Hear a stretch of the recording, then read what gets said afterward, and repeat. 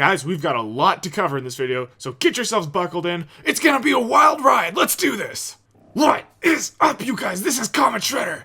And Playtonic has released some new Yooka-Laylee information less than a week after their last massive update. This update comes courtesy of Edge Magazine. They did a really good article on Yooka-Laylee. Playtonic gave them some great information, but they did a fantastic job of reporting it. They got to go into the studio, they got to see some really cool stuff, and they did a really good job of reporting it to us, so special props to them. Thank you also to the people on Reddit that put some of this stuff together to make it easier. Really, I'm doing this video so in case you don't get a chance to read the whole article, or you're just too lazy to read it, I understand it. This is kind of like a summary for you. I don't want to give you everything to take away from their reporting, but I'm going to give you some of the big highlights. If you do want to see the article, go ahead and subscribe to them. You can get the article. There's some really good stuff in there. Let's get to it. Before we get to all the pictures and stuff, I do ask that you pardon the quality of some of them, because some of them were taken from pretty small sizes, so they're going to be kind of stretched and blurry, so I do apologize for that. But let's get to it. The first thing that we're going to look at is what the magazine calls the adopted home of Yooka-Laylee, so that's probably where they're going to start out the journey. Maybe they'll go back to it, a couple times here and there, or maybe a lot, I don't know. But the name of the ship is called Batship Crazy, which, I mean, you know what that's supposed to mean, but I think that's just really cool because the people from Playtonic are already showing that they're bringing a lot of that wit and cleverness that they used at Rare, they're bringing it into this game, and so that's just a really cool thing to start out with. The next thing that I want to talk about is the first world. We've always played the jungle world theme over these videos, but now we have a name for the first world. It's called Tribal Stack Tropics, and I like how they carried over the alliteration on the level names, Tribal Stack Tropics, and that's definitely going to be like the jungle world. You can see some of the pictures on the screen now. You can actually see the one where they're riding in Kartos. And from what they say about Kartos, I'm gonna do a little 2-in-1 here, is Kartos, they kind of make it seem like you can do like races almost, but there's going to be mainly trials, I think they said, and so that's pretty cool. It seems like Kartos will have some variability. You can, I don't know if it's going to be like an actual racing game within the game, which would be pretty awesome, but they do have a lot of things planned. You can, I think you can even walk on the tracks when you're not riding in the cart, because there's some collectibles and stuff that they say you can get under the tracks. I don't know. All I know is this picture here, it's pretty small, but you can see them riding around in Kartos, and so I don't know if that's on a trial, if that's a race. All I know is the world looks really awesome. There's some, just floating islands. I'm sure you can explore the entirety of those islands too. So the first world looks like it's going to be really awesome. This next picture is also from the first world, I'm assuming, because there's kind of tribal themes and stuff going on. And this is actually going to let me segue into the next topic really nicely, because there's going to be a lot of variability in this game. You can do any type of variation. It almost seems like a choose your own adventure game, which is really cool. With this cloud, there's 2 different things you can feed it. I'll leave those in the article, that way you can check that out. But the things that it can do is this riverbed, it looks like below it actually, you can either feed it one thing to fill it with, rushing water like an actual river, or if you feed it the other thing, it'll freeze the water, so I'm guessing water will come down and then it'll freeze, and then you can use it, it says a more challenging race. With the water, you can just explore the level more, but the ice you can go for a race. So I don't know if you can do one thing and then later come back and do the next thing, but I just think that the fact that they're letting you almost do the game like a choose your own adventure is really cool. Another thing about Yooka-Laylee is the game will be expandable, like we had earlier thought it might be. It says that the pages will allow the worlds to either be expanded or you can unlock new worlds. So like we predicted before, you can do a lot of stuff in one world, or you can do some stuff in one world, go to the next world, do a lot of stuff there, come back to this one, expand it more, and go to do things that you couldn't do before because you got new moves in the next world. And so this game really is not going to be linear. You're going to be able to do stuff here, stuff here, stuff here, come back here. It's going to be really awesome, this game.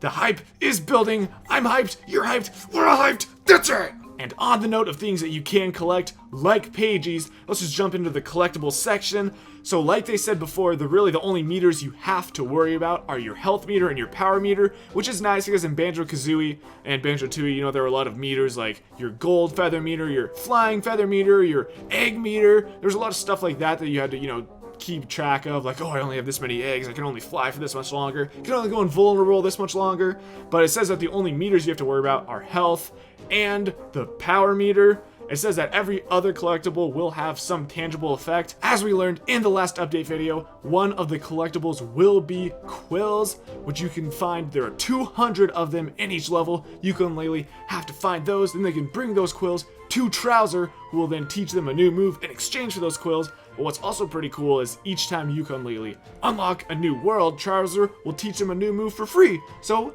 it's like, you will expand the world, I can go do my business there, I'll teach you guys a move for free. So that's pretty cool. I think that's a really cool mechanic.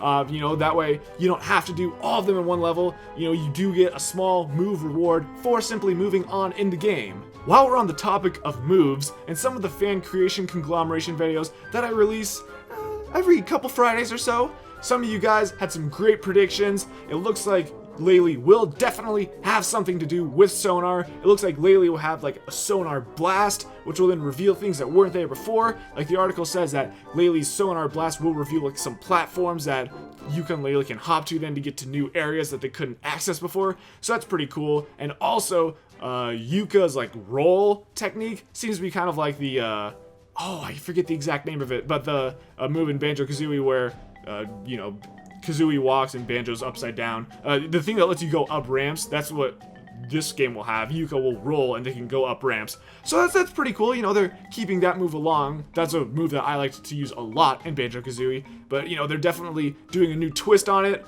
New twist on an old move. I like it. Aside from Yooka-Laylee, we were given like a massive picture, has some really good characters on it. Let's take a look at that picture now. It is a little smaller. I do apologize. I'm gonna have to stretch a little bit.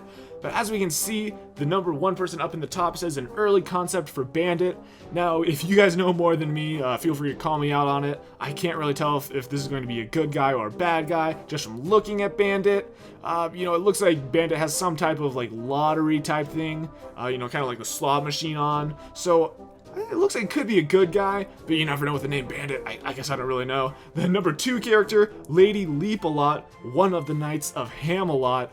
This makes me think that we actually might be getting a medieval themed level, which I think would be so incredibly awesome. Some of you actually wanted that in the fan creation conglomeration videos as well.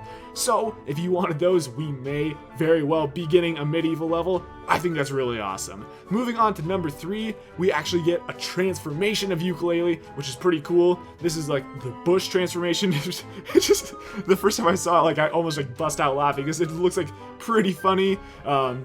It says that Yooka-Laylee will be able to transform into this plant in the first world, and then they will be able to converse with other plants who would regularly refuse to communicate with them. I can't blame those plants. If you were just sitting there and you saw like a chameleon and a bat come zipping by, I probably wouldn't talk to them either. But if you saw a fellow plant, I'd probably give them some good info on levels. Next, at number 4, we see Dr. Quack, who was involved with Quack Corp, who then switched over to Hivory Towers when Hivory Towers took over. Dr. Quack is definitely a bad guy. Here's actually a picture of Capital B and Dr. Quack talking. I'm sure this is like from a cutscene or something. The two of them look pretty conniving to me. Looks like they're scheming up some evil things if you ask me. Next at number 5, we have Vendy, which just like Kartos, definitely, sounds like Vendy. Like, it could be the German pronunciation of windy or something. Anyway, I think that's pretty cool. You have to get the tonics from Vendy, which I think they said something about tonics before, but I couldn't remember it. I couldn't find it anywhere. If you guys know what the tonics are used for, leave it in the comment section below. I'm sorry, I don't remember that. Next, at number 6, we have what says one of the Ladybird army. The guy looks a little upset, but sometimes army guys just look pretty strict and firm, so I can't really tell if Ladybird's a good guy or a bad guy. I haven't seen any news released on that, so I can't tell, but the guy looks pretty BA, I do have to say, pretty badass, so looks like a pretty cool character. At number 7, we have the Guardian of the Arcade Machines, Rextro64us, who we've said before you have to collect tokens to give him, but now we have some more information. Once you unlock the arcade games, he's the guy you give the tokens to. There are 8 arcade games you can unlock, and here's the best part, those arcade games will be 4-player multiplayer, so you can play those games with friends, the arcade games that is. That'd still be cool if there's like a co-op in the main storyline, but these arcade games will have multiplayer, so that's pretty awesome. At number 8, we have the Malevolent Capital B. Not a whole lot more needs to be said about this guy that we've said before, just the main bad guy, looks pretty sinister. We need to take down that guy running Hivory Towers. And last, number 9 on the list, we have Dr. Puss. Last video, I thought it was like Dr. Puzz because that's just kind of phonetically how it looks. But the character definitely does look like an octopus, and I was, mentioned that it's probably Dr. Puss then. I can definitely see why they didn't want to spell it P-U-S because, well...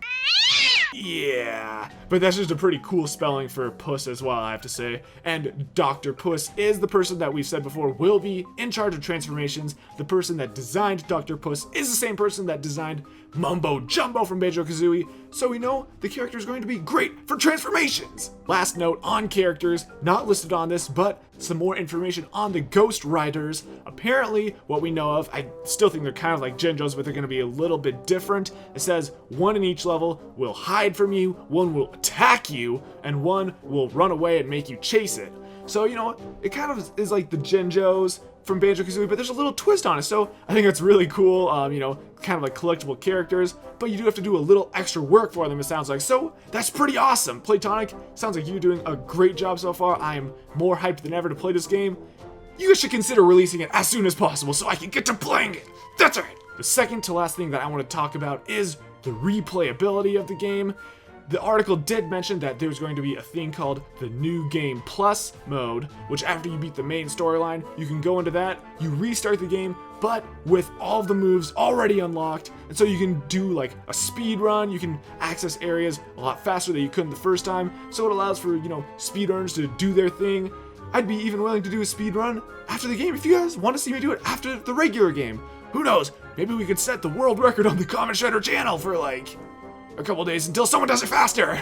But no, I think that's a really cool thing to include in the game. The people that made the game even said that they're all about people doing speedruns, trying to find little bugs to help them through the game quicker. And so, I'm really looking forward to see what type of speedrunner people can find specific like bugs, glitches in the game to let them go through the game faster. It's gonna be really cool. I also wonder if you can get like 100% completion just by doing your own choices, or like I said before, if you can go back and redo levels, because, if not, then you'd have to, almost do a whole nother storyline to get to the same point, but you could do like different choices along the way, and so I think, you might be able to replay the game like 4 times and do different choices the whole way through, unless you can't just like go back and redo the same thing, because, I do like to do 100% in games. I definitely think I'm going to be a completionist in this game, try to get 100% of everything. It's going to be pretty fun.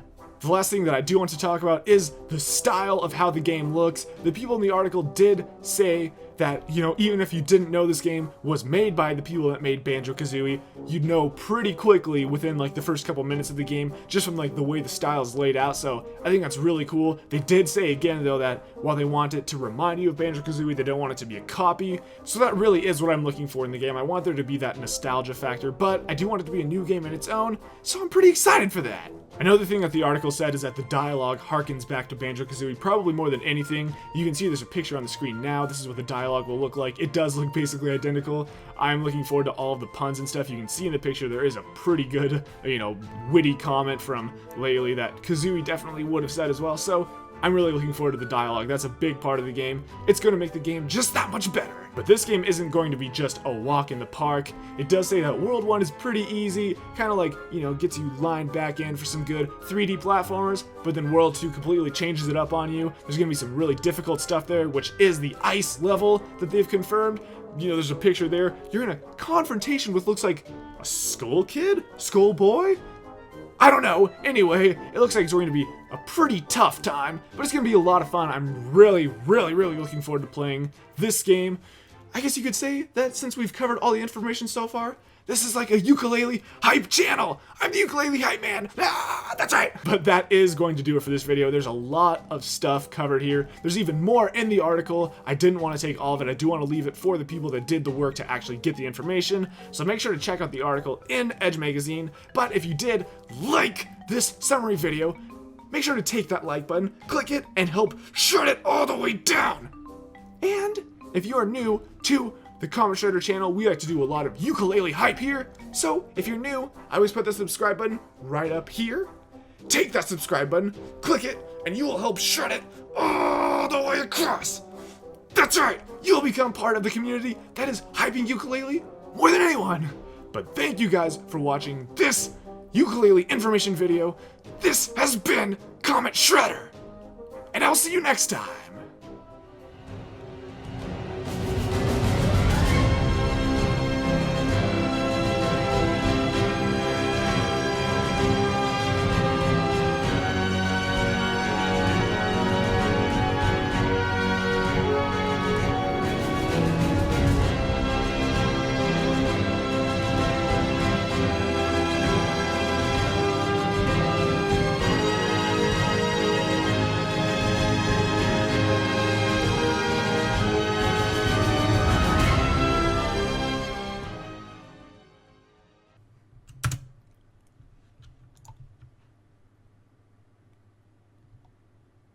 That's a long video.